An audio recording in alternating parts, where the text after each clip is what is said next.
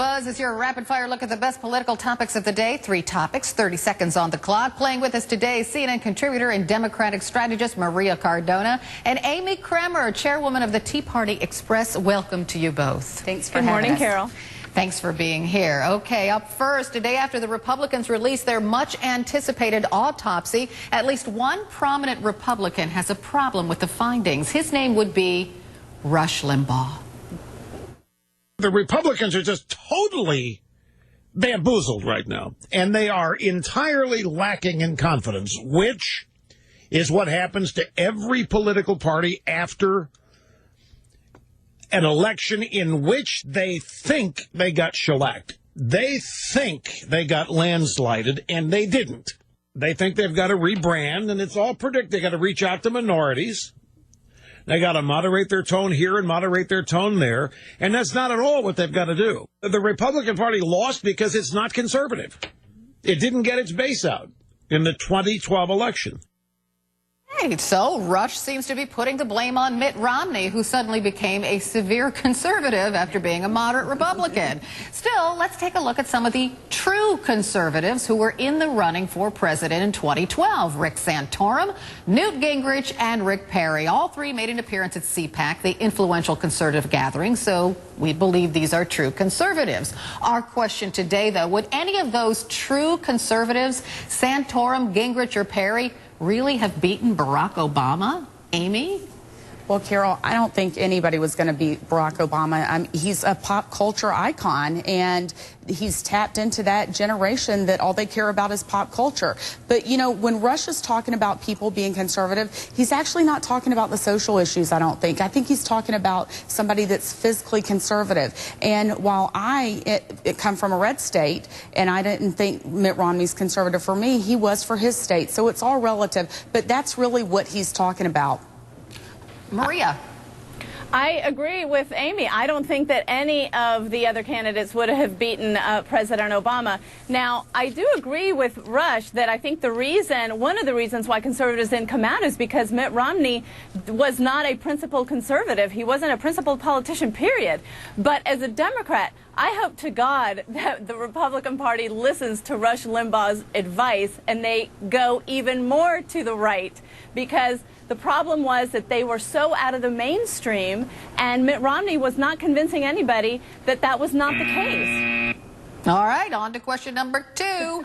Hillary Clinton taking a stand for same-sex marriage.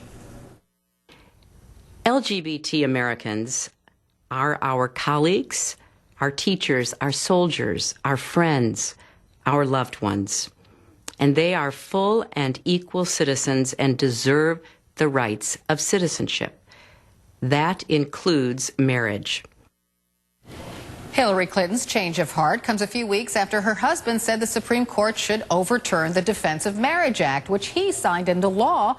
And it's not just the Clintons. Ohio Senator Rob Portman, a Republican, and other prominent Republicans also expressing their support for same-sex marriage publicly. So same-sex marriage has suddenly become a hot topic in a good way, and why not? A new Washington Post poll shows a record number of Americans, 58%, now back same-sex marriage. The Post noting that just 3 years ago, opponents of the issue outnumbered supporters. So our question, is it now politically safe to support same-sex marriage? Maria? I think it depends on what party you are and what state you're from, because clearly we've seen that many Republicans still do not support same-sex marriage. It certainly is the case that the American people are there, and the American people are the ones who are leading the politicians, including some Democrats. So while it is safer, that doesn't necessarily mean that every single leader is going to come out in support of same-sex marriage, even though it's the right thing to do. Amy? Well, Carol, I would say that we are seeing people go that way, politicians coming out in support of it. But, you know, it's an individual's choice whether or not they support it. Quite honestly, the 14th Amendment gives us all equal rights. Nowhere in the Constitution does it mention the word marriage, so no one has a constitutional right to marriage. And actually, I think the government needs to get out of it and put it back, you know, in the churches and let it be dealt with there, marriage be dealt with there, and then we won't have this problem. All right, on to our final buzz question. Color me tired of budget problems in Washington. First, the White House tours are suspended due to forced spending cuts, and now the Easter egg roll could be in jeopardy if Congress cannot reach a deal to fund the government. I mean, come on, is nothing sacred in Washington? The White House warning that the 135th edition of the event, quote, is subject to cancellation due to the funding uncertainty, including the possibility of a government shutdown. But the White House says, for now, it's planning to proceed with the Easter egg roll, which is scheduled to take place April 1st. No joke.